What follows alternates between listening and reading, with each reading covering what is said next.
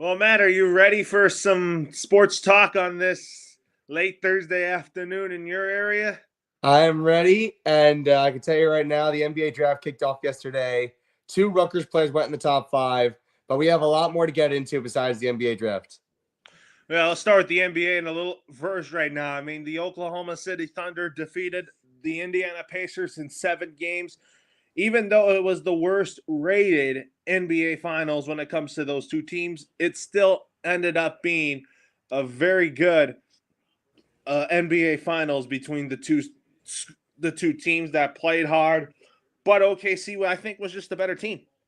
Well, honestly, OKC did win their first title in Oklahoma, and congrats to them. I know we were talking about, 2 low market teams don't make for good ratings, but I can tell you what, the product on the court for the most part this series was solid. Now, the only problem I have is Tyrese Halliburton getting hurt in Game 7, I think, killed the Pacers. And unfortunately, that's what did them in Game 7. Yeah, I mean, Tyrese Halliburton just had successful Achilles surgery. Looks like he's not going to be playing for the upcoming season, along with Jason Tatum and Damian Lillard. I mean, you talk about a huge blow to the Pacers in the upcoming season. Yeah, it's unfortunate. And one other thing I like about what Tyrese Halliburton did, apparently he said online that playing hurt, he would do it again, quote unquote, which I think is a good coming from your leader of your basketball team. And I think it was very gutsy for him to try. But I just remember seeing in the first quarter of Game 7, his leg just kind of gave out and he was writhing in pain. And as a Pacer fan, you hate to see it go that way, as far as having your season end that way, just short of a title with your best player going down. But, props to Tyrese Halliburton, and I hope for a speedy recovery. Oh, absolutely. I mean, speedy recovery to both him and Tatum and Lillard. So, Yeah.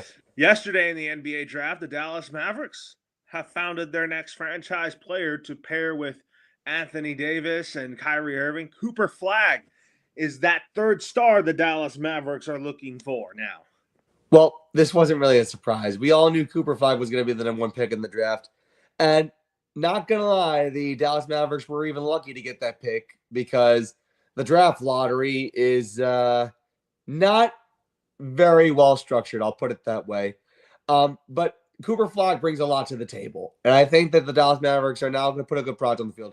One thing that their general manager can't do is trade another player away, because look at what happened when they traded Luka Doncic away.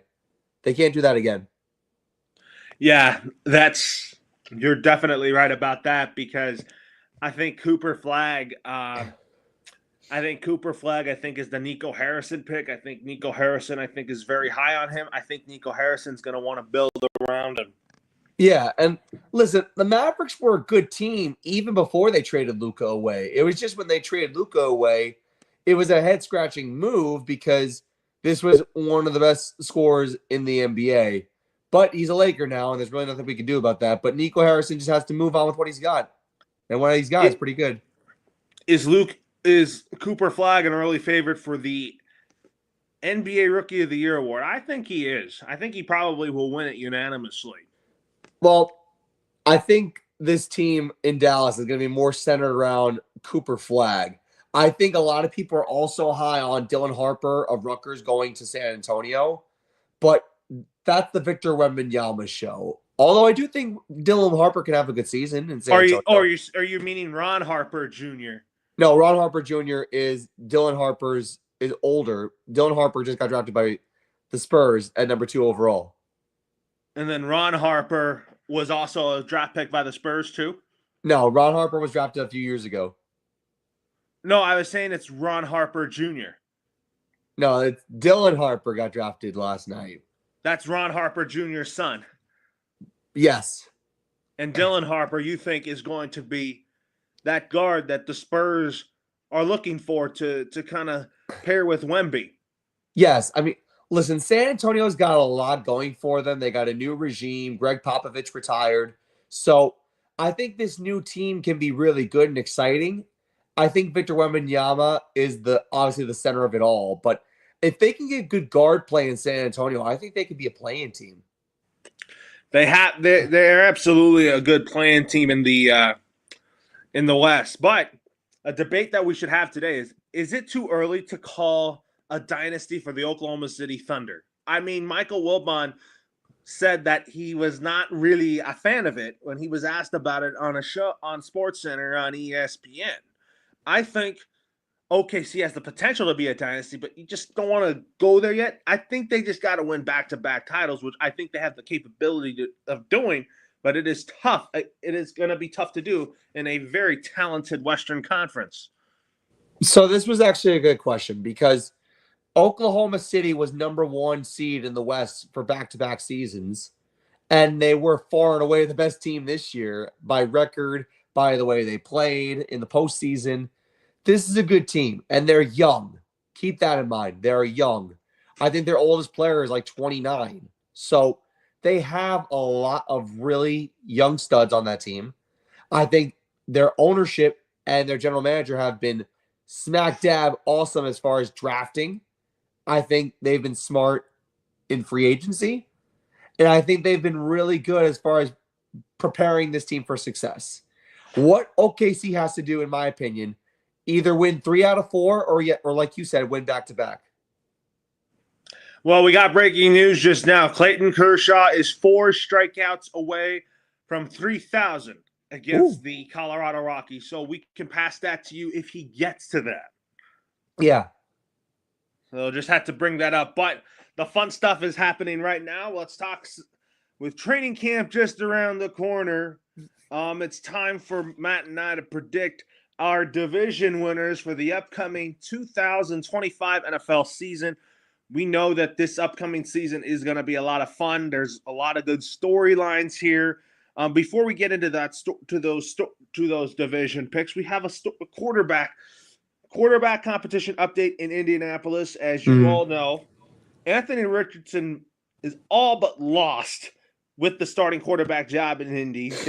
Everybody thought that he was going to be like the version of Jalen Hurts for Shane Steichen. Now that's put to bed. Daniel Jones is the basic front runner for the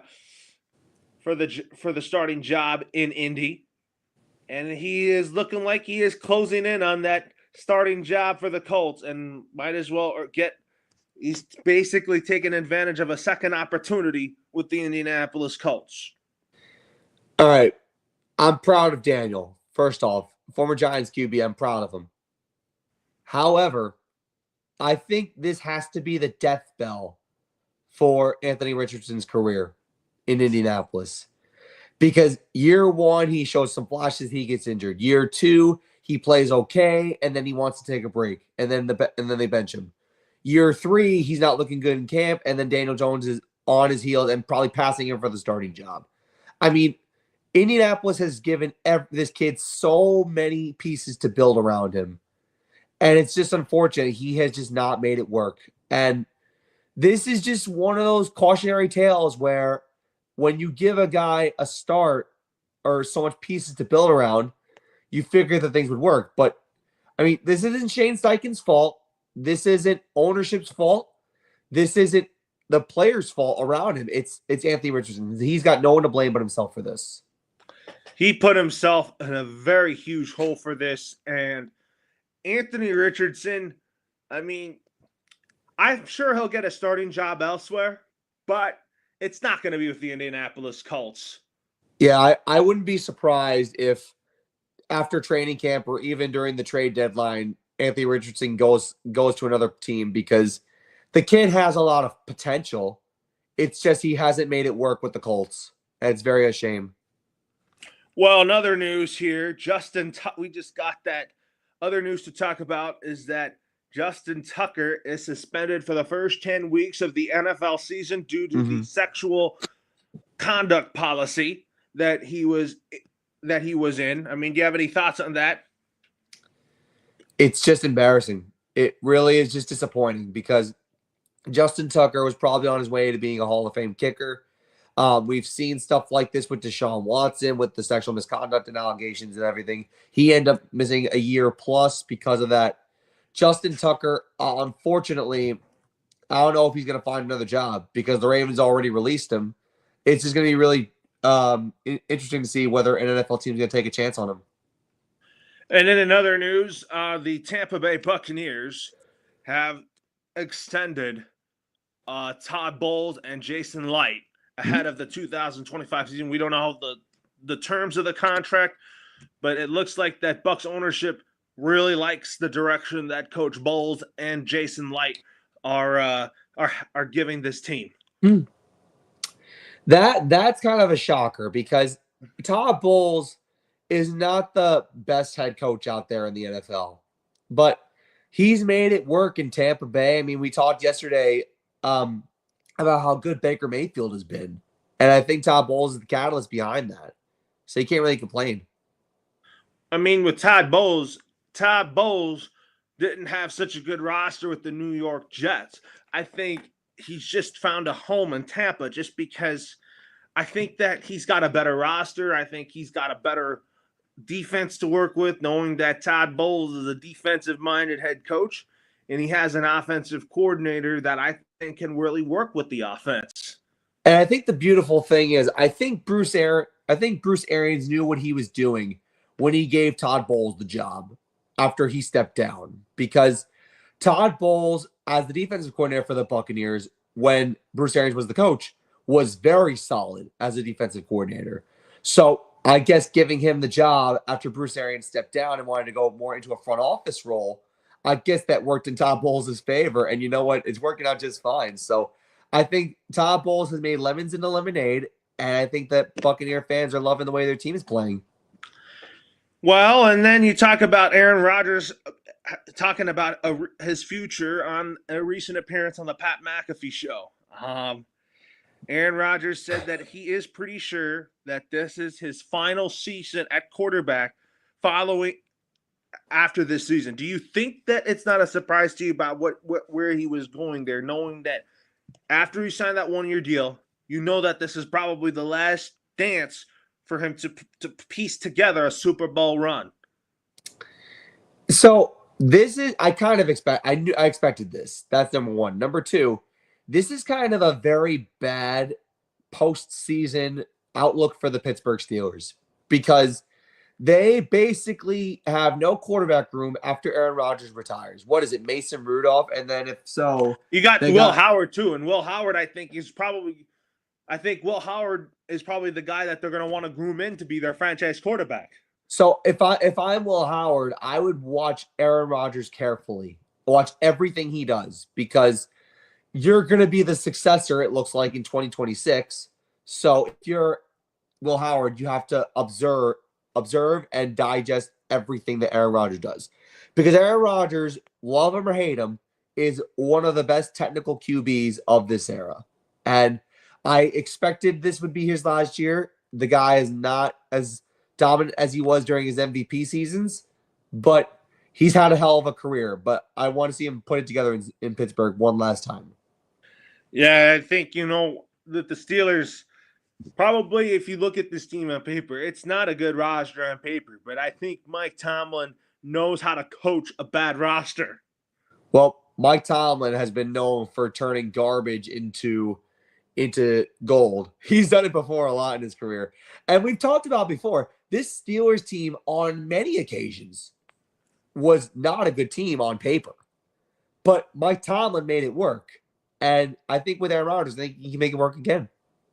Oh, absolutely. I mean, you talk about a future Hall of Fame quarterback. He's got the weapons in like DK Metcalf, Pat Freiermuth, Jalen Warren. That's going to be a very explosive offense in Pittsburgh. And you know that he's got the defense under control. So I think that the offense just needs to function well. And on paper, this looks like a good offense. And I would put Aaron Rodgers ahead of Russell Wilson or Justin Fields any day of the week. Oh, absolutely. I mean, the Steelers, we'll have to talk about where the Steelers place because as we get into our division picks, we are going to start with the AFC East. I mean, we're starting in the East Coast first. The East Division first, because in this division, you know that the two best teams in the AFC East are the Buffalo Bills and the Miami Dolphins, if Tua is healthy, of course. Correct. But where I'm going to go with this is, as much as I love Tua and Jalen Waddle and the Miami Dolphins, because I know that they are a very solid group down in South Florida, Tua got hurt most of last year with concussions. The Dolphins did a good job drafting a backup in Quinn Ewers. That's a good backup plan for the Miami Dolphins. But you got to be real here with this division now. It was the Patriots division for the last 10 or 12 years with the Brady and Belichick era. My pick to win the division is the Buffalo Bills. I just think that they're well-rounded all around. Josh Allen is the best quarterback in the division for sure. I mean, he had a great playoff. He was phenomenal in the playoffs last year, reigning NFL MVP. But the question for the Bills is, how can they beat Kansas City to get to the Super Bowl? KC would just need to be off its game, and you just can't go to overtime. As we saw in the Super Bowl, the only two ways to beat Kansas City are to play good defense, go blow for blow with the Chiefs offensively, and not go to overtime. That's it. So in the AFC East, you like the Buffalo Bills to win that division? Oh, easily.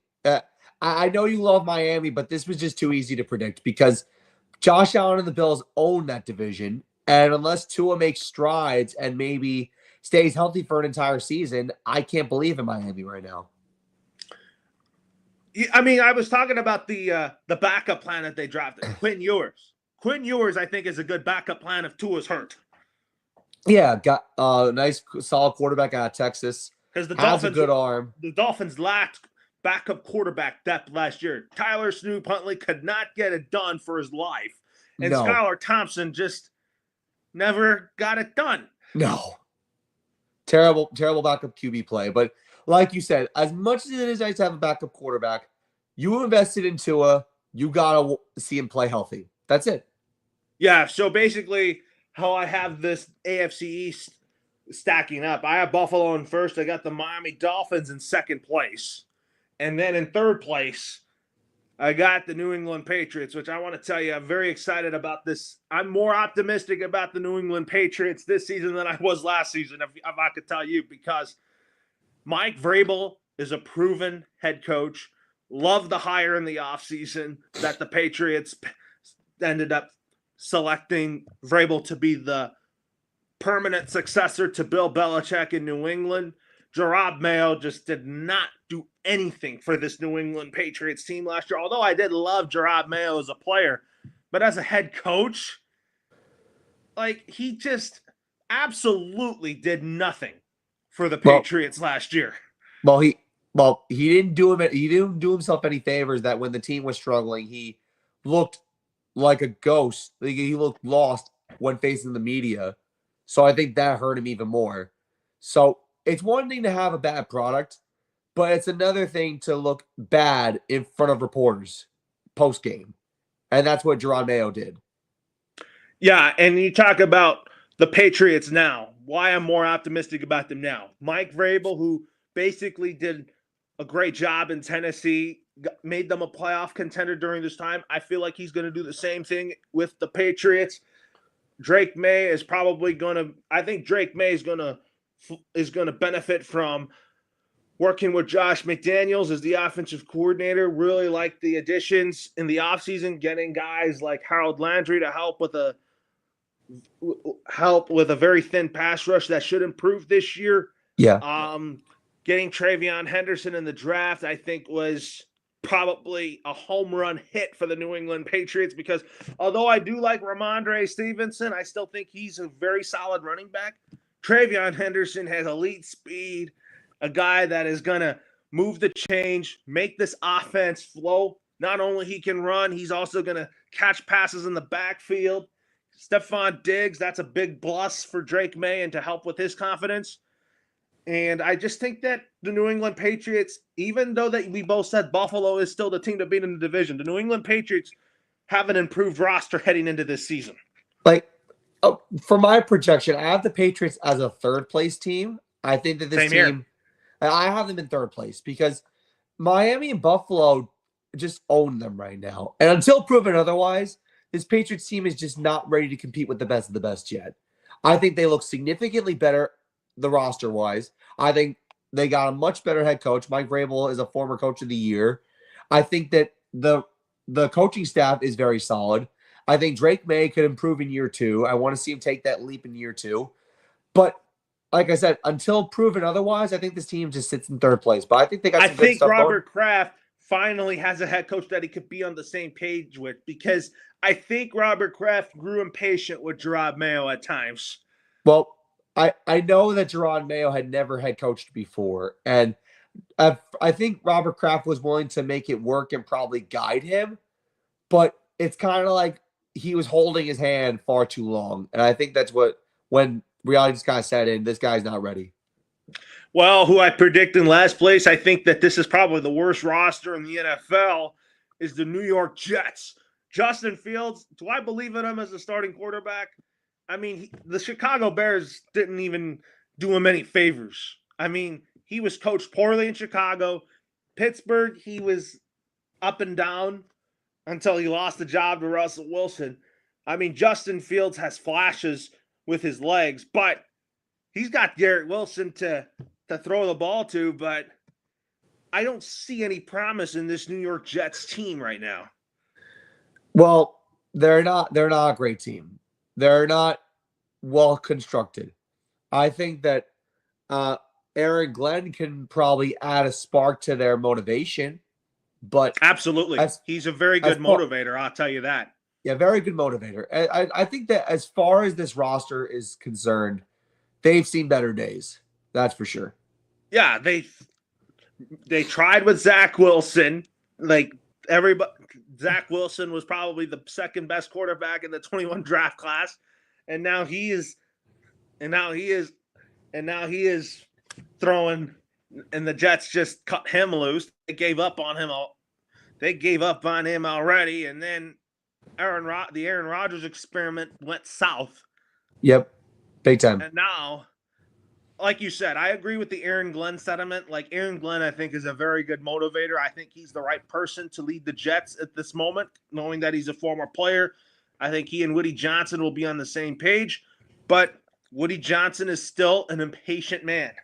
Yeah, I think, honestly, this Woody Johnson thing casts a shadow over the Jets, and that's the worst part. And Woody Johnson basically threw the Jets season away last year when he unexpectedly fired Robert Saleh and just put Jeff Ulbrich as the interim head coach. How did that work out? It did not work out in any favor. Nope, that was a disaster. It was such a disastrous finish to the Jets season. They just couldn't wait for their season to finish. But how the Jets, I think they can be good offensively, is that I know the offensive line lacked depth, but Breece Hall, I feel bad for, because this offensive line might not do the Jets any favors against a talented defense like the Buffalo Bills or the Miami Dolphins. Yeah, that's a fair point. I think the offensive line can only Breece Hall can only do so much. The offense, like, it all starts up front. The defensive front for the Jets is great, but they need good coaching.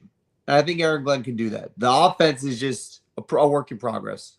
It is a work in progress on offense, but if you talk about the defense, you said the Jets defense is still very good. Like Quinnen Williams, who can really stop the run.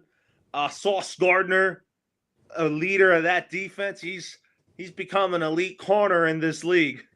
Yeah, I mean, this is going to be a good team defensively. Offensively, I wonder how that's going to go. A lot of people are going to say this. When the Jets play the Bills, people are going to say the Jets are going to get toasted, and their defense is going to probably not do great in that game. Fair point. Just because Josh Allen is just too much for them, and you're probably going to see the Bills beat the Jets like 63-0 in both times they play, just because of how good the Bills offense is compared to the Jets defense. I love how you over exaggerate how things are gonna go. I mean, it's not gonna be close, but 63-0, that's just brutal. I'm just saying that because the Bills are a good team, and I think the Jets are probably going to get exposed by the Bills. Yeah, for sure. Well, so basically, I have the New York Jets in last, but they're probably, in my opinion, I think they're going to be the worst team in the league this year. I have a different team, but I'll get to that later. We'll stay in the East, but we go to the NFC East. I mean, last year, the Philadelphia Eagles won the Super Bowl, and it had to do because Vic Fangio had such a great plan of attack to stop Patrick Mahomes and the Chiefs offense, because knowing that he had a winless record against Mahomes and the Chiefs during his tenure as a Denver Broncos head coach, he finally figured it out Patrick Mahomes. But I think you might agree with me on this. I think the Philadelphia Eagles, the NFC East, still runs through the city of brotherly love. And if the Eagles do win first place, which I agree with you, I have them winning the division as well. It would be the first time since 2003, 2004. So it'll be the first time in 21 years that someone wins the NFC East in back-to-back seasons. The last team to do that, the Philadelphia Eagles, back in 2003, 2004. It was 22 and 23 in my Madden league that the Philadelphia Eagles won back-to-back titles in the NFC East. But if you talk about that 23 season, the Dallas Cowboys did not deserve to win the NFC East that year. You just got to put an asterisk to that Dallas Cowboys team. Well, in many ways, that Cowboys team really they were just lucky. They shot themselves in the foot late in the year. But they did get lucky to win that division because the Eagles somewhat choked, but I didn't think they deserved to. Oh yeah, well yeah, the Eagles choked. That's a team that shot themselves in the foot. Dallas just took advantage of that.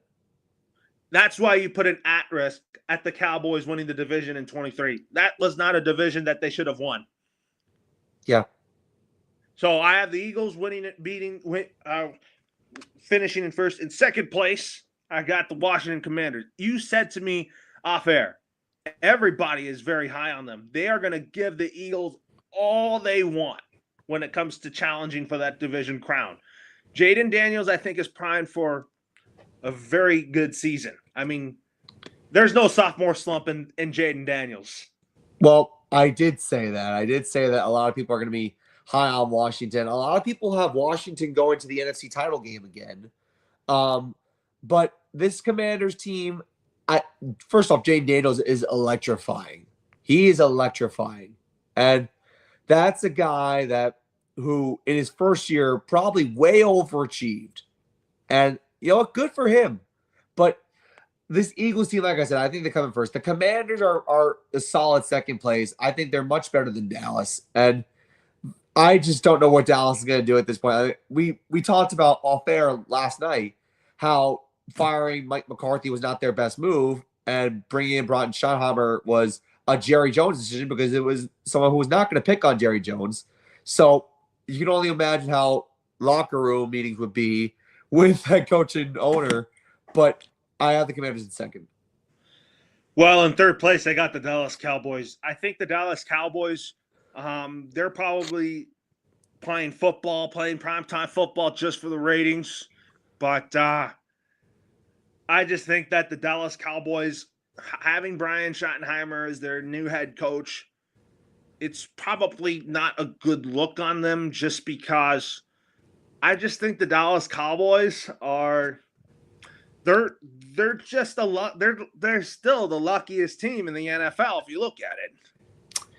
On paper, this team is mediocre. I mean, they got Dak, they got CeeDee Lamb, but this team was terrible in the run game last year. They couldn't run the ball to save their lives. And their defense was suspect at times. So this team, like outside of the best passing combo in football, arguably, this team is mediocre. They got a lot of holes in a lot of places, and Brian Schottenheimer, I do not have confidence in. But they're better than the Giants, so that's why they're third place for me. And you said the Giants. The Giants are in last, but I know that you said something about Daniel. You're proud of Daniel Jones for getting another opportunity to be a starting quarterback in the NFL, but You got Russell Wilson and Jameis Winston in the quarterback room. I am more high on Jackson Dart than I am with Russell Wilson and Jameis Winston. Well, if you remember the story of Eli Manning and how his career began, Kurt Warner, who was the quarterback in 2004 to start the season, the Giants started off well. They were like 4-3 to start the year, and then Kurt Warner basically said, give this kid a chance to play, and then Eli Manning won 2 Super Bowls eventually after that. But I think this is what's going to happen here. Russell Wilson's going to start the year, maybe 4 or 5 games, and if things go well, he'll go longer. But if things go south, throw the kid in. Yeah, I mean, in my Madden league, you knew about. I'm ready to start Jackson Dart right away. I think he's a guy that I think Brian Dable's ready to groom in as his Josh Allen, based on what I'm saying here. Yeah, pretty much. And I think that Jackson Dart has the tools to be really good in this league. He's got a good arm. He can scramble. I think that the Giants are in a better place at quarterback than they were a year ago. But you have to talk about the Cam Scottaboo, who I think is going to be a gem to this New York Giant offense. I love this kid coming out of Arizona State. This kid's a workhorse. He's a man among boys. If you watch his performance in the game against Texas in the college football playoff quarterfinals, this guy can do everything and anything at a high level, and he just toughens it out. And I like what this kid brings to the table. Is it going to be enough to get the Giants out of last place? No, but it's throw this stuff against the wall and see if it sticks. That's what the best they can do. Now, I'm also concerned about Brian Dable's job security. I don't know how the season's going to pan out and if he's going to be around next year. It's going to really depend on if this team can improve their win total from last year. Talking about last year, the Giants were one of the worst teams in the league, but one of their first round picks not only was Jackson Dart, but a guy that I'm very excited about to help with this pass rush alongside Kayvon Thibodeau and Dexter Lawrence is Abdul Carter. Abdul Carter basically makes this Giants defense in the front a lot better. I love this pass rush. And I think Abdul Carter is going to be really special. But it's not just Abdul Carter. You also got Dexter and Kayvon Thibodeau. And then also Brian Burns is also there. So this is a good pass rush. And I think the pass rush is going to be exponentially improved. But I just want to see our offense score points. I think this team is offensively challenged at times. I genuinely believe that. Yeah, I mean, they're in a very good division. I think Dallas is probably going to beat you guys twice. I also think that the Giants will probably still have a hard time against the top guns in the NFC East. But there could be games I could see the Giants winning. I mean, but they have an incredibly challenging schedule. Hardest in the NFL. Hardest schedule in the NFL. They do. So, anyways, so now let's talk about the NFC. Let's talk about the NFC North, the AFC North. Probably the best division on paper. Yeah. Who I picked to win this division is a team that I really think that is very capable of making another Super Bowl run. Lamar Jackson is a guy that just Lamar Jackson is a guy that I think gets it done on both ways, and I think that if you look at it,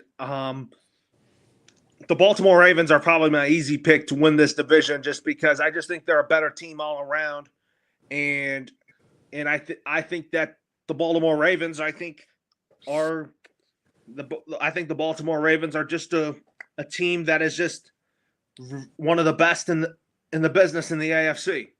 And they expanded their defensive prowess by signing Jair Alexander not too long ago. I mean, this defense should be really, really good. The offense is going to be the star of the show with Lamar and Derrick Henry, but the defense looks really, really solid. I mean, this is the most complete team in the AFC North. It's like the Bengals are offensively great. The Steelers are so at both aspects, and then the Browns are just a terrible, tough time to be a Browns fan right now. But the Ravens have the division running away, in my opinion. Absolutely, they do. I mean, we talked about last night about Mark Andrews. I still think is a favorite target of Lamar Jackson, but you said that Isaiah Likely is emerging as another favorite target of Lamar Jackson.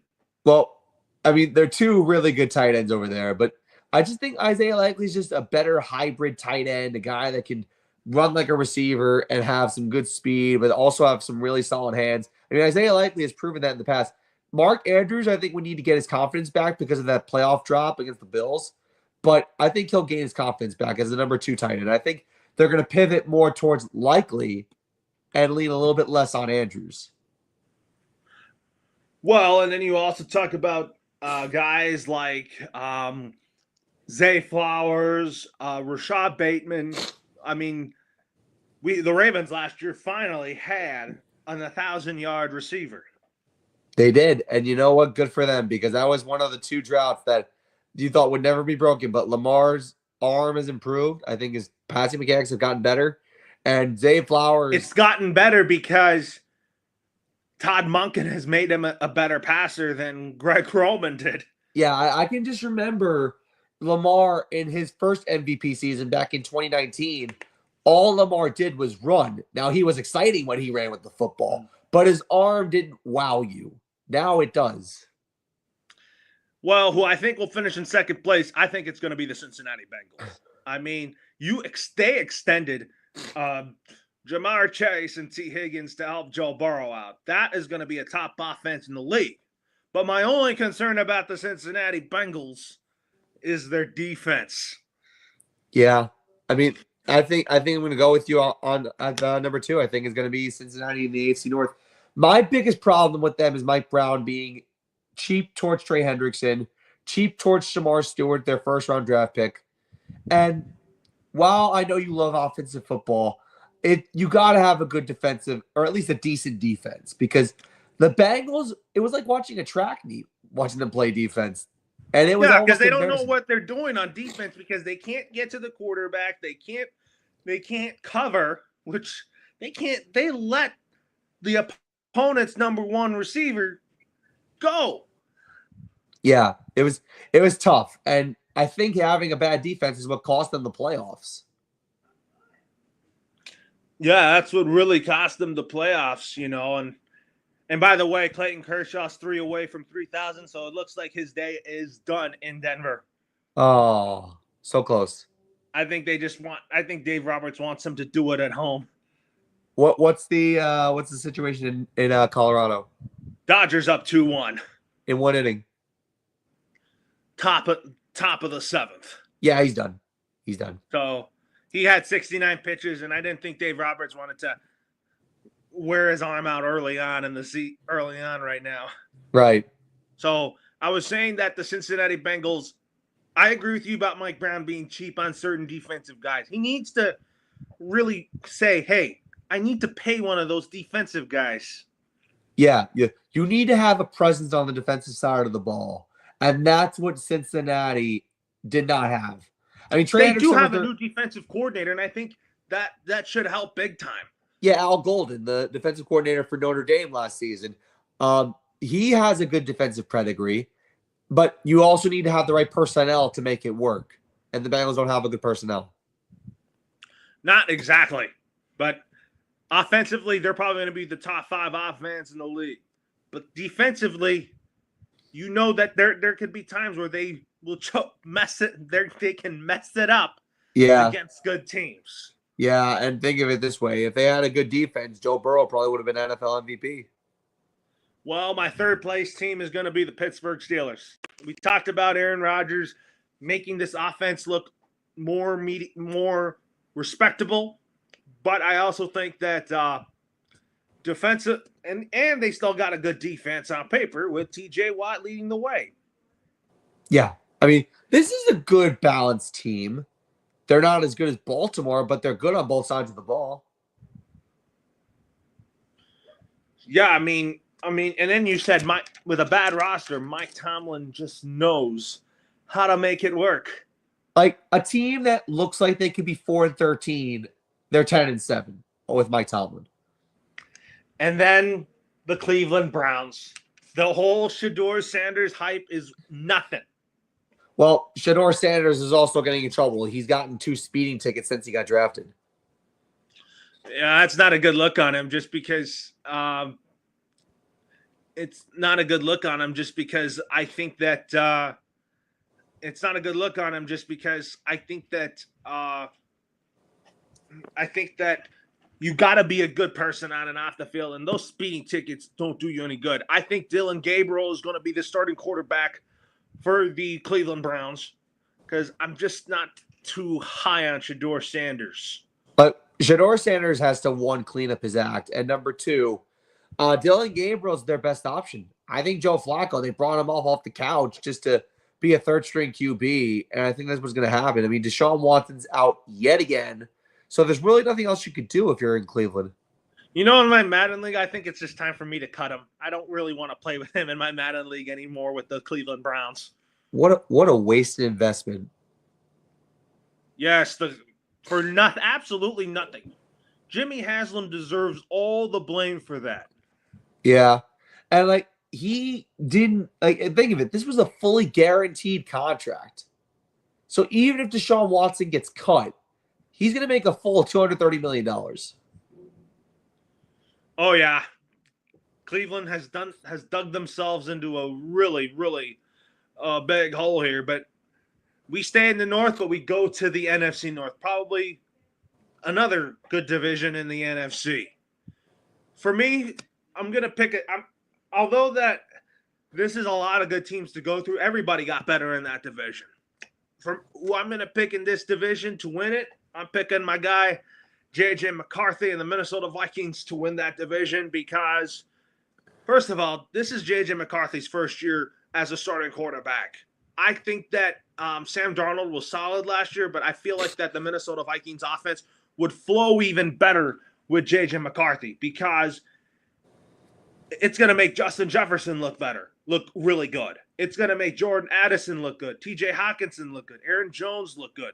The Vikings defense is not elite, but it's solid. But I think why the Vikings are going to win this division, I think it's because the offense that Kevin O'Connell puts together. So this is the first time we actually disagree. I still believe the Detroit Lions can get it done and win the division because even though they lost their 2 coordinators, this is a good defensive unit that now they're going to get everybody back because what hurt them in the playoffs was they had too many defensive players injured. They're going to get Aiden Hutchinson back. They're going to get their corners back. They're going to get their linebackers back. This is going to be good. I think Jared Goff can still turn back the clock one more year. I think Amon-Ra St. Brown, Jahmyr Gibbs, and David Montgomery, and also this whole offensive scheme is just very solid. Yes, they lost Frank Ragnow to retirement, but at the end of the day, this is still a very solid offensive line that has an identity. I think that J.J. McCarthy is going to have a hard time year 1 because he didn't play year 1 because he got injured. So I expect him to have a little bit of rust on him when he comes in to the regular season. But for me, it's Detroit. Oh yeah, I like. You kind of know why I like the Vikings. I am a Kevin O'Connell fan. I like how he's you rejuvenated the Minnesota Vikings when he took over from Mike Zimmer, and I think that O'Connell's a good play caller. He's a guy that I think that makes the Minnesota Vikings really solid. But with the Detroit Lions, I have them in second place because I like the coaching style of Dan Campbell because I just think that he knows he has a really good foundation and I think that the Detroit Lions are going to be a very tough team to go up against. Although there's some things I don't like about Dan Campbell, like going for it on your own 20-yard line, taking gambles at the wrong time. I think the Detroit Lions are probably still going to make the playoffs in my scenario. I have them as like a 5 seed in my scenario. So second place in my prediction is actually not even the Vikings either. I have the Green Bay Packers in second. And the reason why is because I think that Jordan Love is getting better. I think the defense is getting better. I think drafting Matthew Golden was the right pick to do because that receiving core got banged up last year and they had no depth.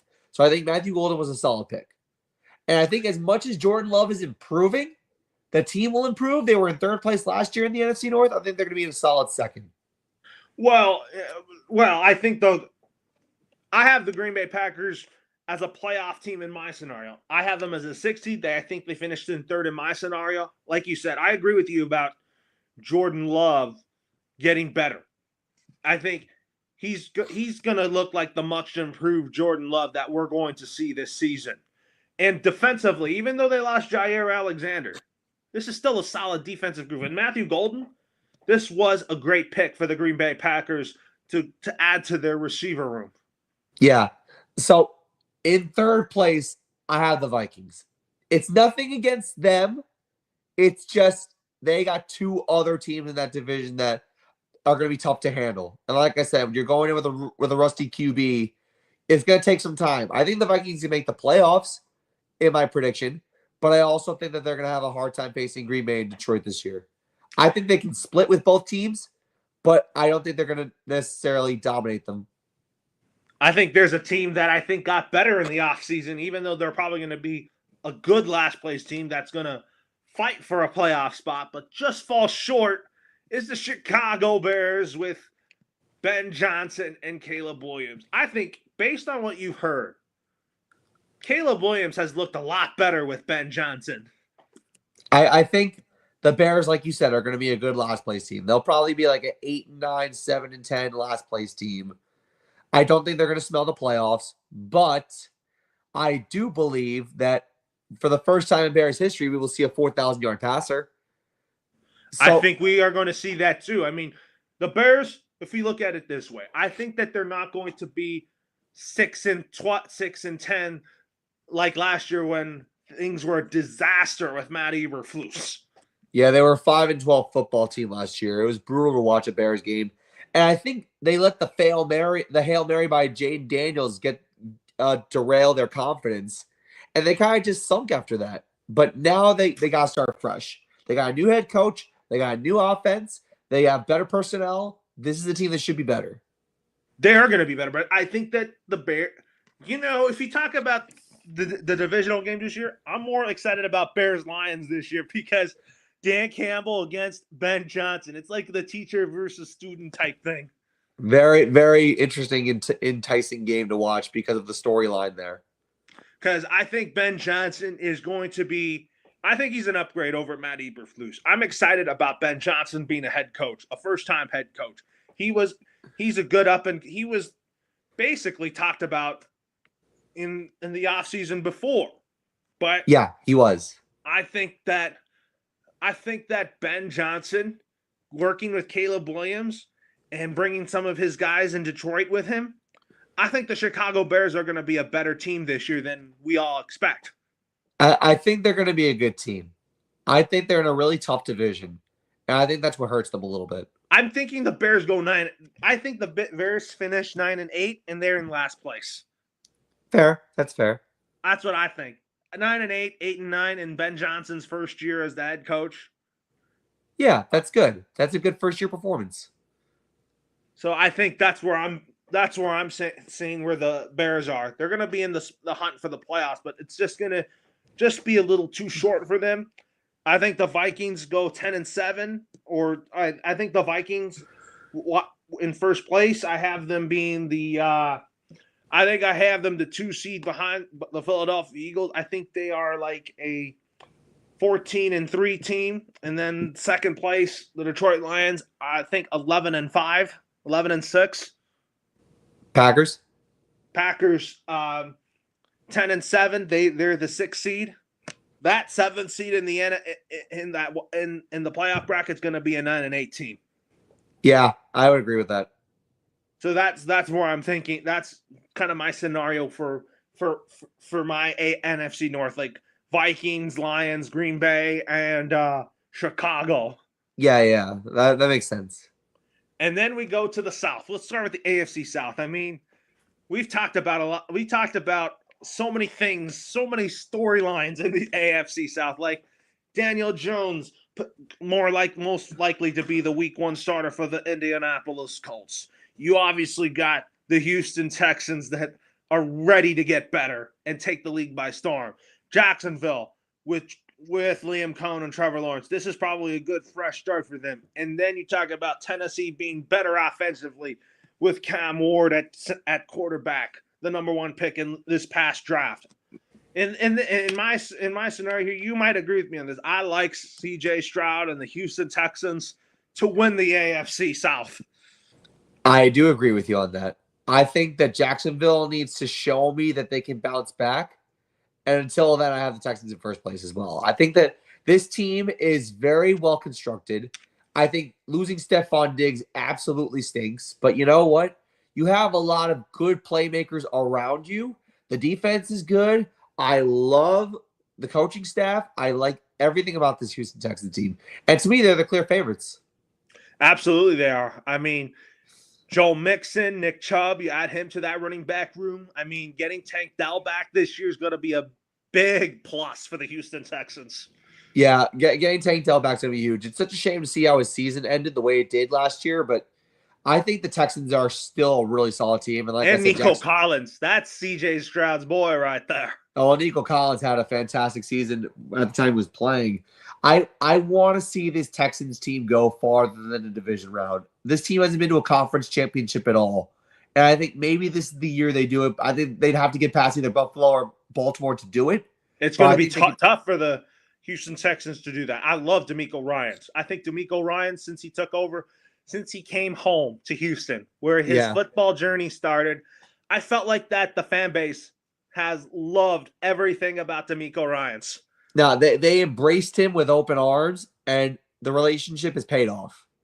Yeah, I think this was when the Texans decided to choose him. I wanted the Texans to go DeMeco Ryans because before the Houston Texans were a laughing stock in the NFL.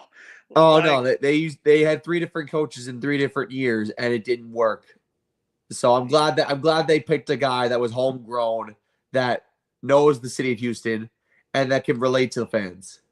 Yeah, and if you watch Houston Texans games this year, I have a feeling NRG Stadium is going to be packed with tons of people. It's going to be loud. I think the fans in Houston are just going to have such a fun time watching the Houston Texans this year. Yeah, absolutely. In second place, I mean, tough one. This is kind of a toss up in second place. Who I like. I'm going to pick the Colts as my safe bet in second place. I think Daniel Jones can actually, let me back that up. My second place team this year is going to be the Jacksonville Jaguars. I'm very cautiously optimistic about their season coming up because I think that Doug Peterson kind of didn't do anything to fix Trevor Lawrence this past season. I think that Liam Cohen, who is a fresh face, a fresh voice, very mellow personality, will come in. I think a young mind with a young quarterback kind of is the match for Trevor Lawrence right now. I want to see Trevor Lawrence improve. I'm gonna side with you on this one because I know Jacksonville has a lot of talent. They've proven it. They got offensive talent for days. And I think Trevor Lawrence can bounce back. It's just a matter of, can the coaching improve? Doug Peterson, after things went down south, he just took his hands off and said, I don't want anything to do with this. And Shad Khan saw it and he fired him. Now, Liam Cohen, mellow personality, like you said, but I think behind every mellow personality is a sharp-minded man. And I think Liam Cohen can do that. I think that Liam Cohen can help the Jaguars improve. Like, here's what they did this offseason. I think Brian Thomas is going to be their number 1 receiver. I think that he's shown that this past year. Travis Etienne is really good. I think that the Jacksonville Jaguars, to me, are a second-place team. I was going to say Colts, but I had to just hold off on that just because I just think that the Jacksonville Jaguars are going to be I just think Jackson. I'm pretty optimistic about Jacksonville. I think Travis Hunter is going to help them big time as a number 2 option or number 1 option for Trevor Lawrence. It's gonna be interesting to see whether Travis Hunter is gonna play both sides of the ball. I think he's gonna give it a try in the NFL. It's gonna be tough, but I commend him for wanting to do this. Well, in third place, I got the Indianapolis Colts. Although I do like their offensive line, Jonathan Taylor, their defense is still really good, but Daniel Jones is more likely than not to be the starting quarterback for the Indianapolis Colts. I think that this is a good reset for Daniel Jones for him to take that starting spot away from Anthony Richardson. Like I said, I'm happy for Daniel. I want to see him get a reset. And this Colts team, from top to bottom, well, their offensive line, if you were rating every team based on offensive line, the Colts would be like the top 5. Their offensive line is fantastic. But their defense is okay, I guess. Their receiving core drops a lot of passes. But I want to see a resurrection of Daniel Jones and what that looks like and how it affects the team. Because Daniel Jones in 2022 did turn the ball over a lot, and look at what he did. He took the Giants to the playoffs and had the game of his life against Minnesota in the wild card. I think that the Colts can be a good third-place team if all the pieces fall right. Absolutely. I mean, Anthony Richardson just basically shot himself in the foot already. Yeah, the guy looks like he's on his way out the door. And then in last place, I think record-wise, we could see a little improvement in the Tennessee Titans. I am very excited about Cam Ward being the man in Tennessee. I think that Brian Callahan finally has his guy for the future. Will Levis basically is on his way out of Tennessee. So, fresh face, fresh start, kind of a new team. Brian Callahan needed his own guy. I think Cam Ward can make it work. Like, by mechanics, Cam Ward was the best quarterback in this draft. And I think the Tennessee Titans are happy that they're starting fresh. I don't think that's going to get them anywhere this year, but maybe if they build off of Cam Ward in future years, maybe they can improve. You're absolutely right. I think they can improve on that, but I also think that if you also look at the Tennessee Titans, aside from Cam Ward, he still has guys like Tony Pollard, who's going to be a factor in this running game too.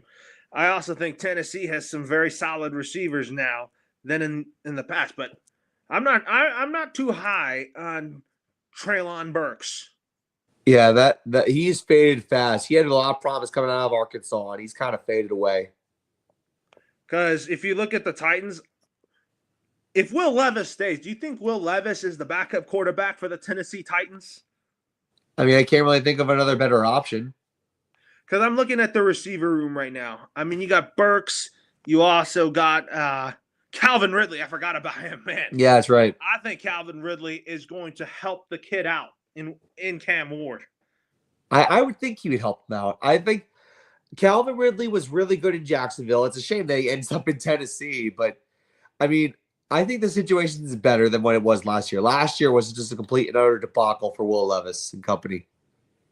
That's what makes me excited to watch the Tennessee Titans now than in years past. I just think Cam Ward is going to be a lot of fun. I think Tennessee Titan fans are going to love him. Yeah, I think there's promise there. From the AFC South to the NFC South.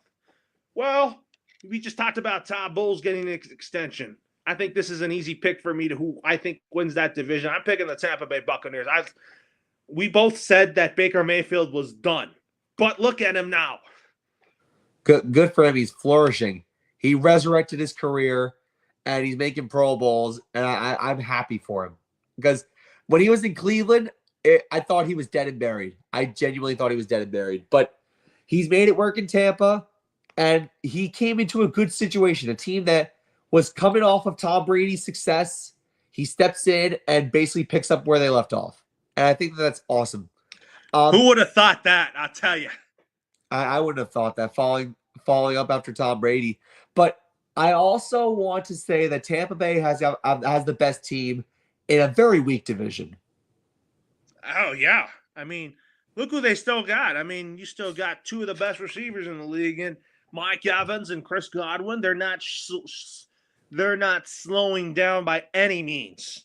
Now, but Mike Evans, if he has another 1,000-yard season, he'd break Jerry Rice's record. I think he could do it. I think Mike Evans can. I mean, Mike Evans, like, I like Baker, but I think right now, Mike Evans is right now my favorite player on the Tampa Bay Buccaneers. I just love the way he catches the football. I just love the way he carries this offense and how he's been a good help to Baker Mayfield in resurrecting his career. Defensively, if you look at the pieces on that side of the ball, you still got Vita Vea, who I still like. Very good run stuffer. Like, you don't want to run into him if you're him. And then you got Hassan Reddick, who has familiarity with Todd Bowles. And you still got the face of that defense in Levante David. Yeah, they have a really good defensive unit. I think their offense complements how good their defense is. I think what's going to be interesting is who's going to be their running back in the backfield, because last year the Buccaneers had 3 different guys who could run the football effectively, and 3 different guys finished with 500 rushing yards or more. So I like Rachaad White. I like Rachaad White. I think Rachaad White is a guy that could do everything for you, catch and run. Yeah, the Bucs have a good running attack, but I want to see who. I also like who I think has turned into a very good defensive piece is Antoine Winfield Jr. That's a very solid corner as well. Well, he's a safety now. I think he's a guy that's really the leader of their defensive back. My second place team is the Atlanta Falcons. I really like this team on paper. They're a fun young group. I mean, Kirk Cousins faded towards the end of last year, but there's a reason for me to be optimistic about them. I like Michael Penix Jr. Michael Penix Jr. is a guy that I think is good, is very good throwing the football. He's got a good supporting cast around him offensively with Bijan and Tyler Algier and guys like Drake London. He has Darnell Mooney, but Darnell Mooney has a tendency of dropping passes. And you also talk about Kyle Pitts too. Yeah, this Falcons team, I think Michael Penix Jr. can make the most of it. I think Kirk Cousins, like you said, he fell apart late in the year.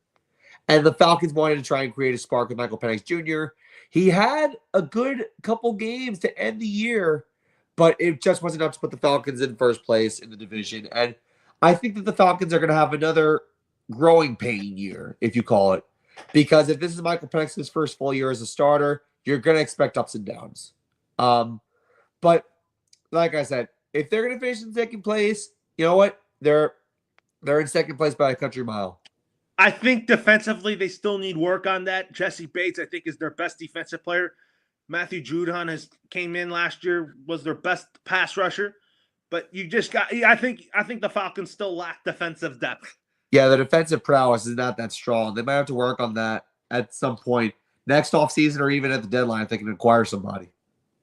Well, I'm going to say, I talked to you about this yesterday. I'm cautiously optimistic about the Carolina Panthers this year. I mean, they were in last place last year. I think that with the Saints going in a different direction, it makes me believe that Bryce Young is going to have a very good third year. And I think he's going to show why he was the draft, the number 1 pick for Dave Tepper. Because even though Frank Reich and Dave Tepper had different eye-to-eye in the 23 draft with Stroud and Bryce Young, this was Dave Tepper's pick all along. And you know what? I think the way Bryce Young ended the season last year, I think is what's going to help him out, because you saw Bryce Young take control of the offense. You saw Bryce Young put up good performances against top teams. You saw Bryce Young finally show what he was capable of when he was at Alabama. And I think that Bryce Young can at least make the Panthers respectable. I'm not going to say they're going to be world beaters, but they're going to be a respectable football team. I absolutely think that. I think Dave Canellis is the right coach for them. I think Dave Tepper has finally shown patience with a head coach than in years past. Absolutely. Because let's look at it this way. He fired Ron Rivera because that was not his guy. Yes. So basically, basically, you don't have to go in any further detail into that with why he fired Ron Rivera. It's not because he wasn't patient with him. No, He just wasn't comfortable with him. he wasn't familiar with him. Yeah, exactly. Then he had Matt Rule. He signed him to that ridiculous 6-year contract.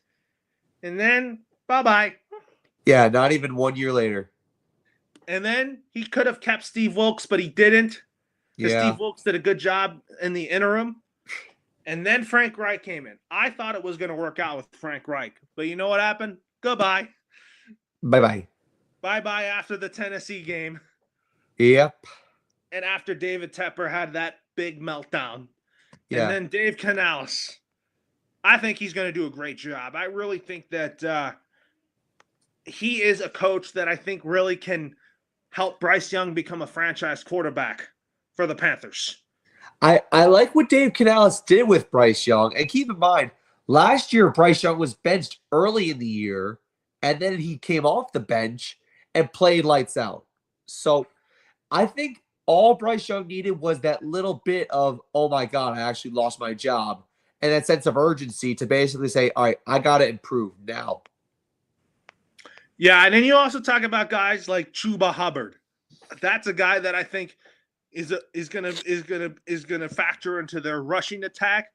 And then I like Torrey McMillan, who they drafted. I think that's a good receiver for Bryce Young. And they also still got veterans like Adam Thielen, Hunter Renfrow, and I like Xavier Legette too. I mean, listen, they have good players. I think this will be a fun 7-10 football team, but I think that's all they'll be. But you know what? That's miles ahead better than what they were a couple of years ago. Absolutely. I mean, I want to see Bank of America Stadium sell out again because I think they want to sell out for Bryce Young, but in years past, they had trouble selling out because no Panther fan wanted to go there because of Dave Tepper. Well, yeah. But in last place, I think this will be a growing pain season for the New Orleans Saints. I think Tyler Sow is their starting quarterback. I think Kellen Moore can succeed in New Orleans.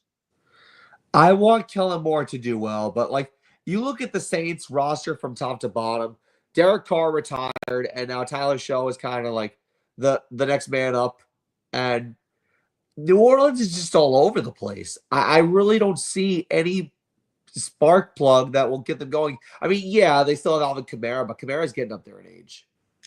Yeah, I mean, it's still an old roster, but did you agree with what I said about Kellen Moore potentially succeeding? I think he can succeed. I think he needs to take this first year and figure out what works and what won't work. And then from there, he can kind of expand his vision of an offense and defense. Here's what the Saints got. They just got back Brandon Cooks. And I was like, that's going to help the young quarterback out. Absolutely. Because I was like, why did the Cowboys trade Brandon Cooks? But you know what? I'm glad Brandon Cooks is back where he started his career. Yeah, I'm glad. Good for him. I think that just also shows you how ineptitude the Cowboys are and how lackluster they are with their front office. But you know what? It's going to help the Saints a lot. Another receiver I want to point out is Chris Olave. I think Chris Olave is going to thrive under Kellen Moore. I think Taysom Hill, he's still going to be used under center in the Wildcat. I mean, he's a guy that is going to benefit with the Kellen Moore offense. I mean, the Saints have some good players. They have some good players, but they don't have everything put together. That's the biggest problem. Their defense is still old. I like Cam Jordan. I think Cam Jordan is still their leader, their emotional leader on the defense. But I just think overall their defense is still not good enough. I agree with that. But offensively, I kind of like where they're. I think Kellen Moore is just. This is kind of a year where I think, I need to see what I could do right or wrong. Yeah, this is an evaluation year for him. Well, we go to the West Coast now, the AFC West. I mean, last year the Chiefs were denied of a three-peat. But despite that, their window has not closed of winning Super Bowls. And they're my easy pick. They're my obvious pick to win the AFC West still. I mean, this is not even up for discussion. I mean, like, the Chiefs are the Chiefs for a reason. They just dominate you. And they also play well against division opponents. So if you're a Bronco, Charger, or Raider fan, don't get your hopes up over a win. But it's just like the Chiefs just know the game better than anybody else. And Andy Reid still has a few years left. I think Travis Kelce still has a few years left. And while they're riding high as the best team in the AFC, they've made the Super Bowl 5 of the last 6 years. This team is just ready. They're just ready to play. Absolutely. I mean, even though they fell short of a three-peat, I still think the Chiefs are a good team. Andy Reid is still coaching for a long time. I don't think he's slowing down. I think Travis Kelce. I mean, if it's the end, if Travis Kelce retires, I think that you said the Chiefs have a good tight end room in the post Kelce era. But I also think that Xavier Worthy is like going to be the new number one target for Pat Mahomes. Yeah, what Xavier Worthy did in garbage time in the Super Bowl was really good. I think the Chiefs have, they've solved their receiver problem. Remember the first 2 Super Bowls they won during that potential three-peat where the receiving core was so bad, but Mahomes made it work? Well, they solved that problem now. Xavier Worthy established himself as the number one guy, in my opinion. And I also like how Travis Kelce is coaching up these young tight ends to get them going. And Andy Reid, 70 plus, and he be damned. He's still got it at this age in his life. And then you talk about Rashee Rice. Off the field issues have kind of slowed him, but the Chiefs are going to need him. Yeah, exactly. Because Rashee Rice is a guy that I think is a factor in this offense when he's right. Yeah, Rashee Rice is someone who, when he has his head on straight, can be a good team player and a benefit. When he's not playing well and he's not getting the football and he's injury prone, that's when things go south. Yeah, the Chiefs are going to need him next year. And then I also think your boy Isaiah Pacheco. Man, he's a good running back, man. I think that Isaiah Pacheco is a factor in this offense too. And then you also talk about their defense too. Even though their defense is up and down, I like Chris Jones. Chris Jones is their leader on their defense. And then Trent McDuffie, man, is going to be an elite corner in this league. Yeah, I think the main thing is, for me, how well will the Chiefs start? I want to see this team dominate people, because one of the biggest problems with the Chiefs last year was they came close to losing one too many times last year. And then when they got to the Super Bowl, they got their butts kicked by the Eagles, and we saw it coming a mile away because this team was playing with fire one too many times. And then when they played the Super Bowl, they got absolutely burned. Fine, yeah, because of all these, they got lucky in a lot of games last year because of the referees. Well, the referees did them a solid too. That's right. So basically, the referees did the Chiefs tons of favors. Absolutely. Like talk about the Raider game last year on Black Friday. The Raiders got robbed of winning that game because of a bad penalty. Oh yeah, horrible. And the Chiefs. And then there's other games that also happen too with the referees versus the Chiefs. My second place team is going to be Jim Harbaugh and the LA Chargers. I love what Jim Harbaugh did with turning around the LA Chargers. And I tell you, he is a fan of Justin Herbert. The Chargers are going to be better than they were last year. This is a team that's going to be taken seriously now. The Chargers finally got the Justin Herbert we all wanted. And Jim Harbaugh loves him. And you could tell that there was chemistry right away. And I'm happy that Justin Herbert resurrected himself for that season. Now, I want to see him do well in the playoffs. We haven't gotten to that point yet. But Justin Herbert has proven that he could play good with the best of them. And I think the Chargers are a good second-place team as well. Yeah, Justin Herbert is a guy that just slings the football. They got Najee Harris to help with the run game too. And I want to see Quentin Johnson break out this year. Yeah, such a big man with big, strong hands. I mean, I want to see him get going. The Chargers have a lot of good receivers, but not one of them has really stood out among the rest. Who do you think has stood out? I think who stood out is Lad McConkey. Well, Lad McConkey has stood out, young man from Georgia. He's proven to be really capable. But And they got Mike Williams back. I think Mike Williams coming back is going to be very good for the Chargers. As long as he doesn't get hurt. Yeah, we want to see the healthy Mike Williams. And defensively, they lost Joey Bosa, but you know what? As long as they have Derwin James healthy, I think the Chargers defense is elite. Exactly. In third place, I have the Chargers making the playoffs out of the AFC in the wild card too. I also have the Denver Broncos potentially coming back. I mean, the first rookie year of Bo Nix, I think the Denver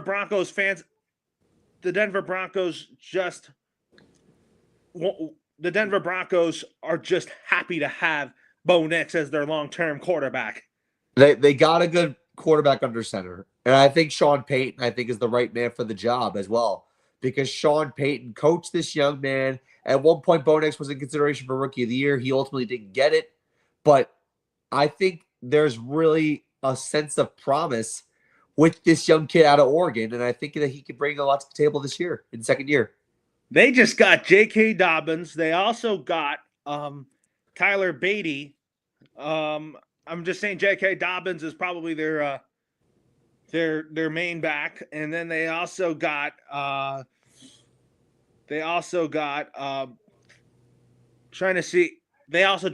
a running back from North Carolina. I forgot his name. So I'm going to say J.K. Dobbins is going to be a factor in this running game for the Denver Broncos.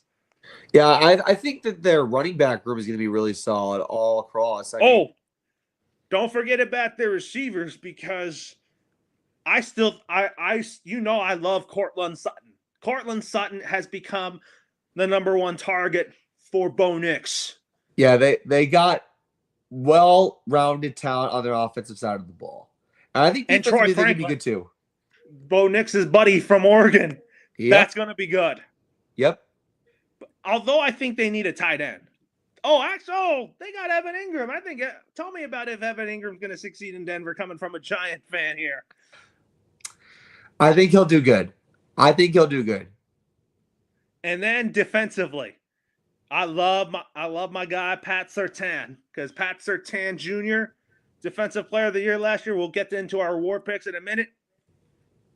He's the reason why the Denver Broncos have a very good secondary. I mean, the Broncos secondary runs through him. And I think the Broncos have a really young, talented defense that they're still working on. But I think in due time, it should pan out. And then who I predict to be in last place. Is this your worst team prediction in the Las Vegas Raiders? This is it. And the reason why this is it is because they have really dug themselves in a hole by hiring a guy who's 74 years old and should be retiring and should be on his comfy couch watching football. Instead, they bring Pete Carroll out of retirement. Geno Smith's their QB. They got no defense. They got Ashton Genty out of the draft, which I think is okay. But I think that offensively, this team is lackluster. Defensively, outside of Max Crosby, they're lackluster. And I just don't see any sort of improvement in this team going forward. I think their bright spot is Daniel Carlson, who could change the game with his long field goal attempts. That guy does have a strong leg. But I'm looking at their offense too. Who are they? Jacoby Myers to me is not a number one receiver. I think the offense is going to run through Genty and Brock Bowers. Well, Brock Bowers has been was a really good pass catcher for them last year as tight end position. I just don't know if I trust Geno Smith at the controls. Let's see. We said that Geno Smith wasn't trusted when in 22, but look what happened. He guided Seattle to the playoffs. True. But this is the Raiders. They're in a strong division that they're going to get exposed week in and week out. Yeah, I mean, that's the problem with the Raiders as well. They'll probably go 0-6 in the division because I think the three teams in the AFC West are just significantly better. I think they win a game outside the division, but I just think that them and the Jets are probably going to battle it out for the worst team. Yeah, worst team. Now we go to the NFC West. For me, who I want to win this division, I am going to safely pick the San Francisco 49ers because when they're healthy, when they have all their key guys healthy, because they were injury prone last year, I like this 49er team with Kyle Shanahan. I just want to see consistency from this Niners team. That's all I want to see. I think that last year the injury bug got them, and then we saw what happened. They fell apart, and the Rams took advantage of that. And I think San Francisco can win the division as well. I think the problem is this division is just really competitive. There's no standouts, but they're just all feisty, and they all have some sort of strength. But to me, the Niners have the most to prove. And I think they win the division as well. Then my second place team will be the LA Rams. So I don't think that we'll see a second team make the playoffs in the NFC. The only way I see the Rams making the playoffs is they win the division from San Francisco. Yeah, that's the only way I can see the Rams do it too. And I honestly think time's starting to run out for Matthew Stafford. I don't know what the Rams' long-term solution is at quarterback, but they're going to need to think of something fast because Matthew Stafford, while he can still play well, he's coming to the end, and we can kind of see it. Yeah, I think that the Rams, when they got Devontae Adams, I think that's a good thing. Yeah, because it's an explosive receiver for Matthew Stafford to play with. And I think that it absolutely makes up for losing Cooper Kupp, and then you also have Puka Nacua on the other side. Puka Nacua is going to have a great third year. I mean, I love his story, but I think Puka Nacua is probably the best receiver on the Rams right now. Oh, without a doubt. Without a doubt. So I have the Rams in second. In third place, I got, oh man, this is tough for me to decide because Seattle, I think, has gotten a better quarterback in Jalen Milroe, but I think they're probably going to be a good last place team. My third place team is the Arizona Cardinals. I mean, I have a lot of faith in my guy, Kyler Murray. Kyler Murray, in his first full season back, Kyler Murray was solid. You could tell that he looked like the better version of Kyler Murray with Jonathan Gannon at the control at head coach. He is a better quarterback without Cliff Kingsbury. I like the way this Cardinals team is run. I think they're defensively really good. I think offensively they're cohesive now. I think James Conner is a good way to take the load off of Kyler Murray. I like Trey McBride. I think he's their best pass catcher, and he's only a tight end. And keep in mind, there was a point in time last year where the Cardinals were in first place in the NFC West. But I agree with you. I think they're a little bit better than Seattle. It was a tough call for me, but I put them ahead of Seattle. I do, too, because I like – you're also forgetting about Marvin Harrison Jr., who I also think is going to be – a factor in this offense too. Yeah, Marvin Harrison Jr. was also a bright spot last year as well. And I think defensively, you still have Budda Baker, an emotional leader on that side of the football, but I also think that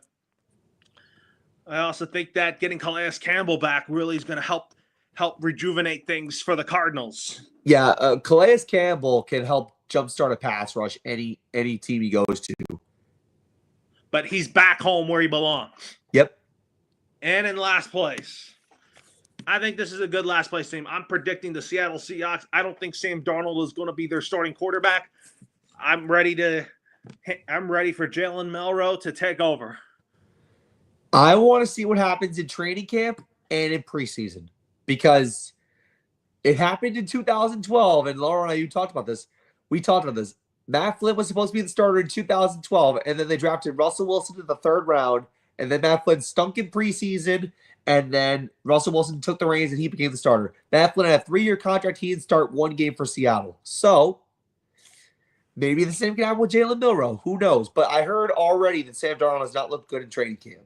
So maybe this opens the door for Jalen Milroe, but if I'm looking at the Seahawks from top to bottom, yes, they got Cooper Kupp. Good. But you want to know what wasn't good?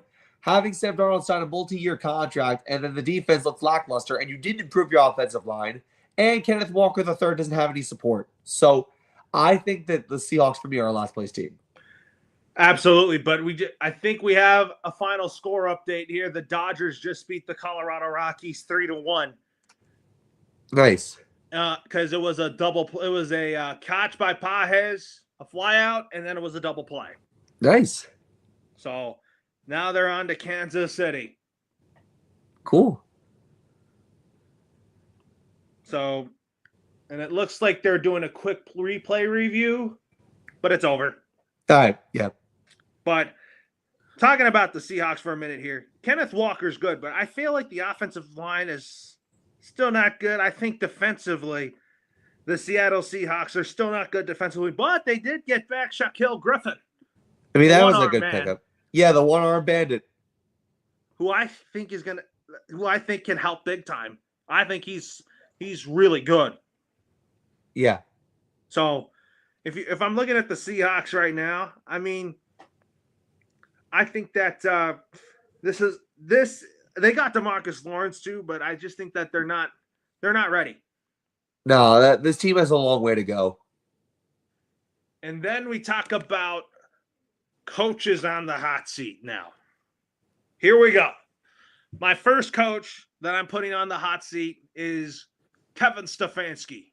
He has a bad roster, but if the Cleveland Browns finish in last place and finish with an awful record, he's going to get scapegoated. It's not his fault, but I think he's going to have to be the fall guy in Cleveland.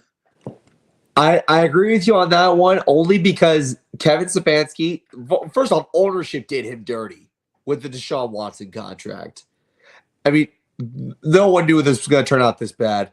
But Kevin Stefanski, for me, like, he's had a lot of chances.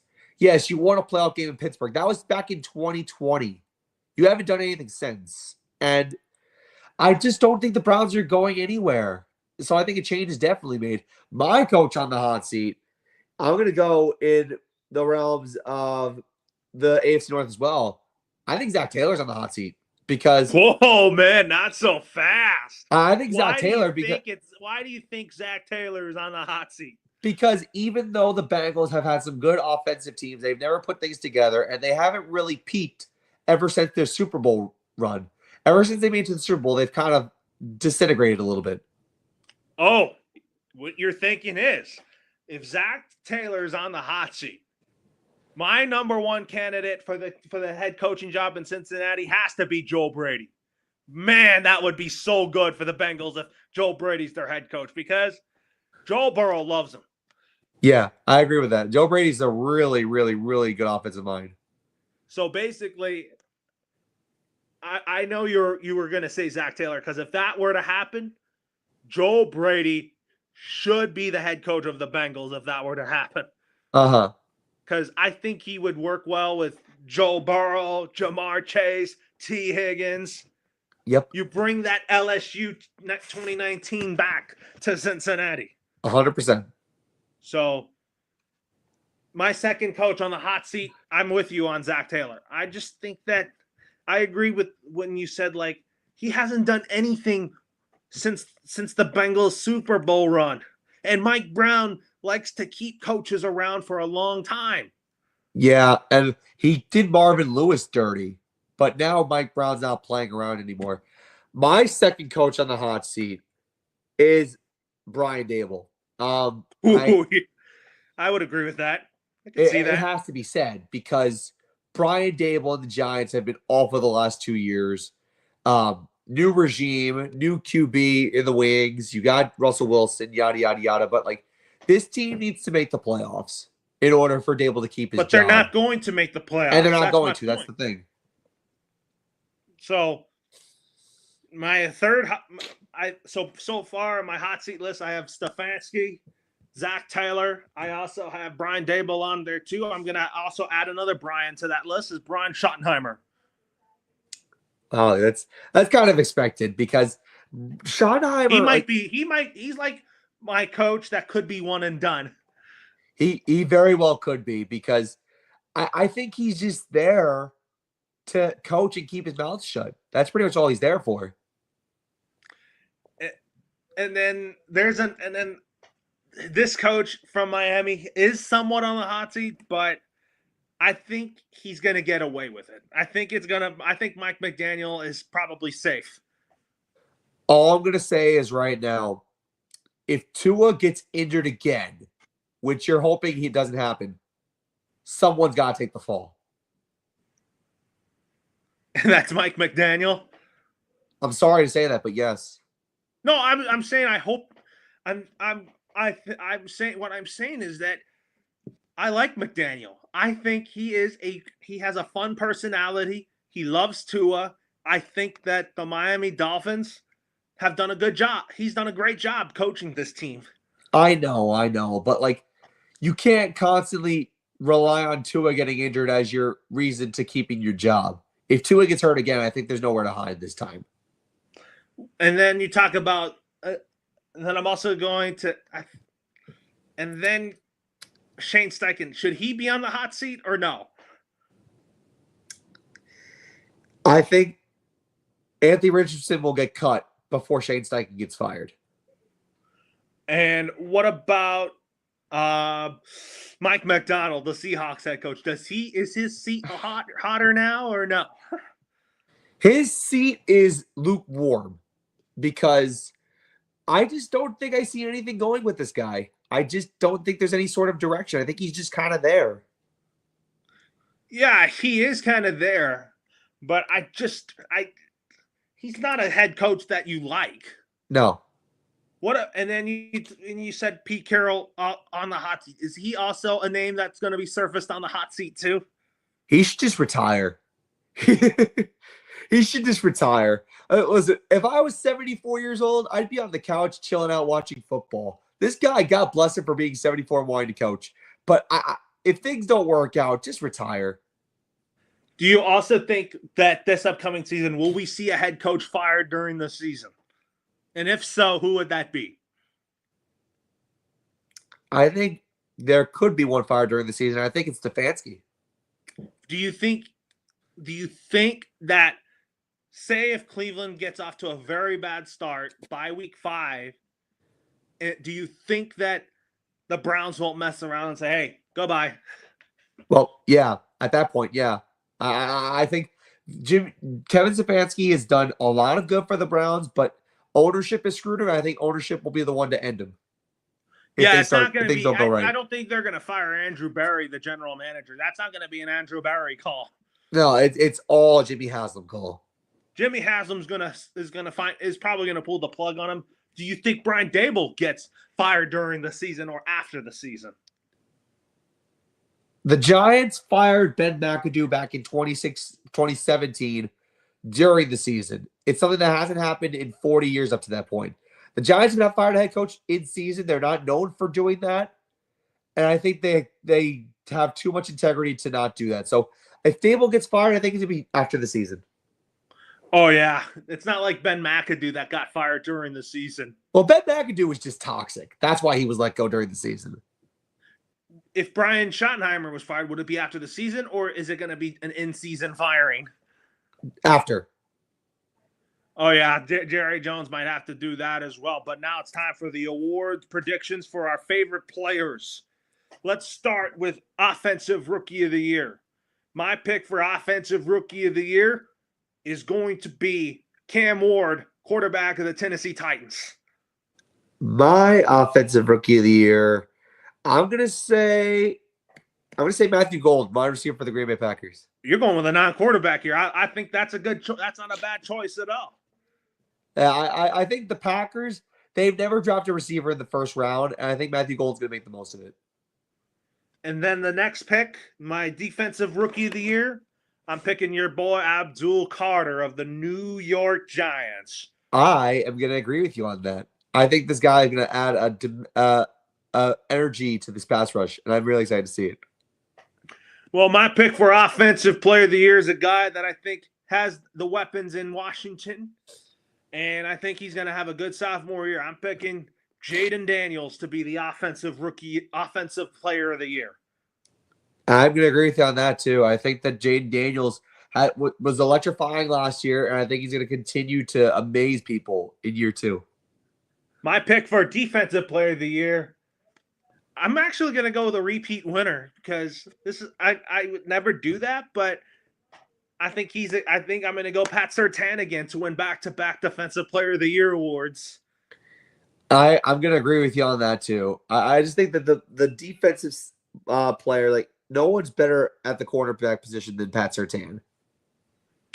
Yeah, you're right, because he's a pick six guy. He's a guy that just likes to be a leader on the defensive side of the football, and I think he's a guy that just he just likes the big moments. Absolutely. And my pick for Coach of the Year. Who will win Coach of the Year this year? I'm going to pick a guy that I really am very confident in, and I think that he's going to be well deserving of this award. I mean, Kevin O'Connell won it last year. I think he wins it again. He wins Coach of the Year back-to-back years. I actually have a sneaky pick for you. Oh, D'Amico Ryan. whoa, that's a good sneaky pick, D'Amico Ryans. I just have a feeling the Texans are going to be a good, like probably the best team in that division by a country mile in the AFC South. And even though the Texans are going to probably make it to the division round and lose again, I still think this team's going to be exciting to watch. Oh yeah, that's a good sneaky one right there. My picks were either between Kevin O'Connell, Dan Campbell, Nick Sirianni, who did a great job last year and just got a brand new contract extension with the Eagles. D'Amico Ryans was on my radar for Coach of the Year. I would not be shocked if Mike Vrabel was in the running for it. He's also a sneaky pick for that. He could probably win Coach of the Year if the Patriots don't make the playoffs. If the Patriots make the playoffs, he'll definitely get it. And I also think but D'Amico Ryans, that's not a bad choice at all. Thank you. And also Sean McVay. Don't count out Sean McVay too. True. Because Sean McVay is an offensive wizard. He is. And I think he loves LA and all that. Yeah. My pick for NFL MVP. I like Josh Allen, but I think I'm going to go someone different this year. I'm picking my guy Jalen Hurts of the Philadelphia Eagles to be the NFL MVP. I'm going to go with the guy who should have won it last year, Saquon Barkley. Why Saquon? Because this guy ran for 2,000 yards last year. He should have won. He was your boy. He was on your team, and the Giants should have paid him. And the last time the NFL MVP award was given to a non-QB was 2012 when Adrian Peterson did it. They should have ended it last year and gave it to Saquon because of how amazing and how much he contributed. My definition of NFL MVP is how valuable you were to a great team. Like, yes, Jalen Hurts was really good last year, but Saquon carried them many times last season. And I think he'll continue to do it again this year. Well, if you look at playoff picture predictions, I'll tell you my NFC playoff picture predictions. And in the 1 seed, I got the Philadelphia Eagles. In second place, I got the 2 seed will be the Minnesota Vikings. The 3 seed is going to be the San Francisco 49ers. The 4 seed is going to be the Tampa Bay Bucks. 5 would be the Detroit Lions. I have that. I have Detroit and Tampa Bay playing again in the playoffs. I think that is a fun playoff matchup that everybody likes to see. Yeah. The 6th seed, I have the Green Bay Packers. I have them playing the San Francisco 49ers. And then the 7th seed, I have the Washington Commanders playing the Minnesota Vikings. So my NFC playoff bracket is number 1 is Philadelphia. Because I have Detroit winning the NFC North, I have Detroit in the 2 spot. 3, I have the Niners. 4, I have the Buccaneers. 5, I have the Commanders. 6, so the Bucs and Commanders will play again in a wild card round. Well, that was a fun one last year where Zane Gonzalez hit a field goal off the crossbar to point their way into the second round. So I got the Commanders at the 5 seed. I got the Packers at the 6 seed. I got the Vikings at the 7 seed.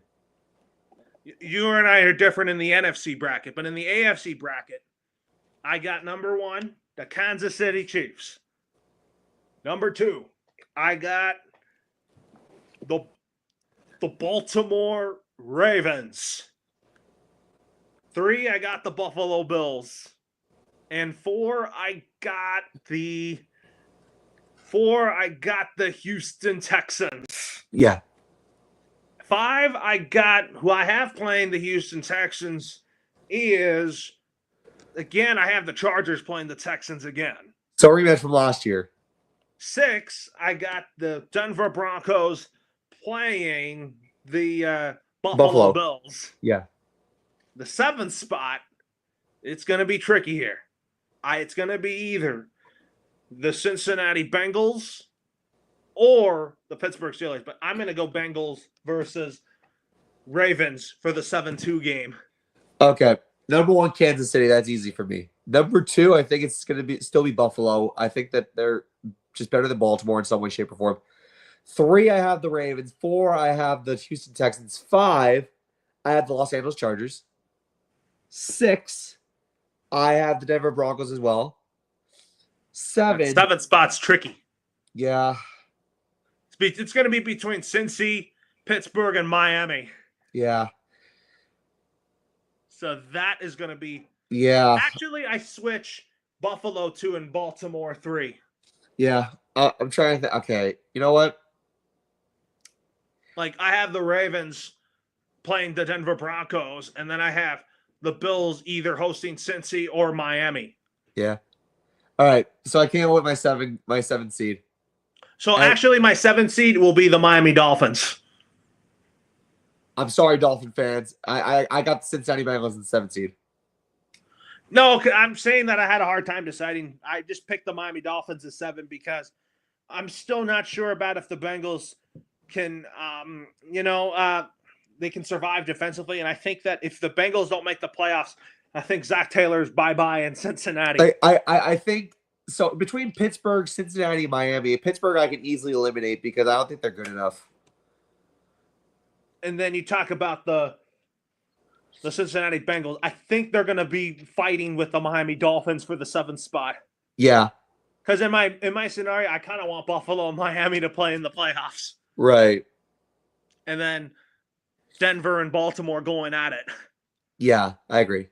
So, anyways, here, we'll talk some baseball here before we end the show here. The Dodgers just beat the Rockies 3-2, 3-1, and Clayton Kershaw is 3 strikeouts away from 3,000. And I remember we were going over that a little bit before Clayton Kershaw was taken out after 6 strong innings. He's probably going to do it at home. I don't know when his next start will be, but it will probably be Dodger Stadium.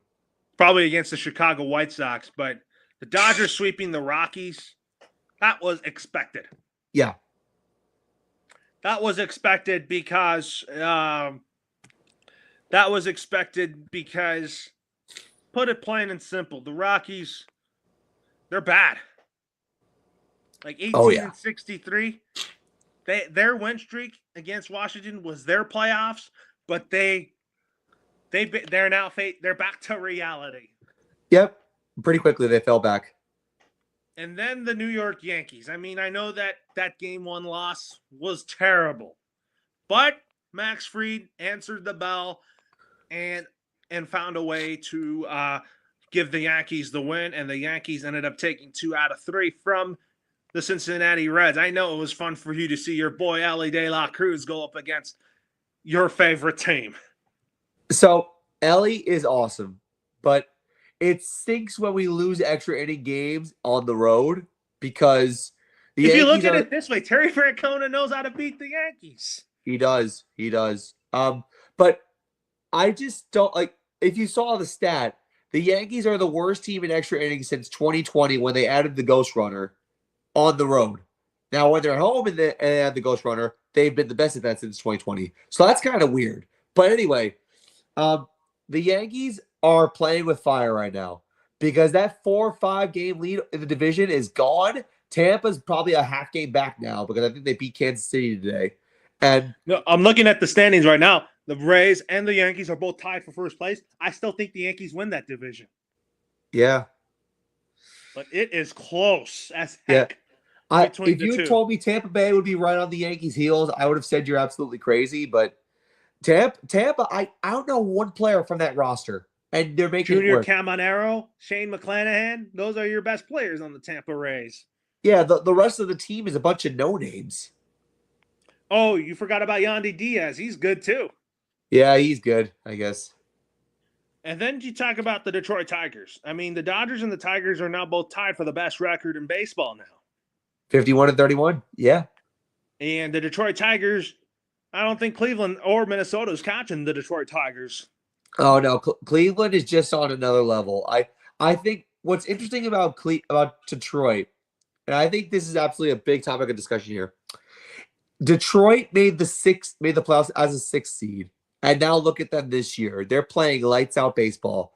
Tarek Skubal has been incredible. They've gotten good run contributions from Spencer Torkelson and other players. Gleyber Torres has resurged finally. I'm happy for Gleyber Torres, but at the same time, like it's things seem too good in Detroit. But it's good to see Detroit do well because they're a small market team, but they have a lot of really talented players. It's the power of friendship, and I think that's what drives them.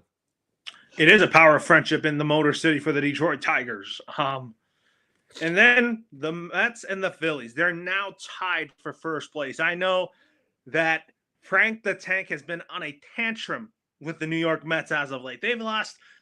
They're 2-8 in their last 10 games. Yeah, well, and they've lost 10 of their last 12.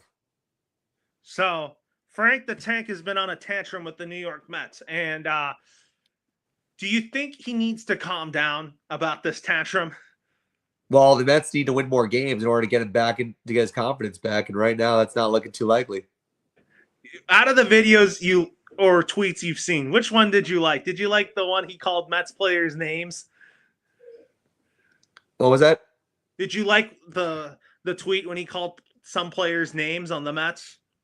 Yeah, I like the tweet. The tweet was good. Listen, Frank the Tank is a guy who is very passionate about the Mets. And sometimes that passion can take control of you and you can act very, very cruel.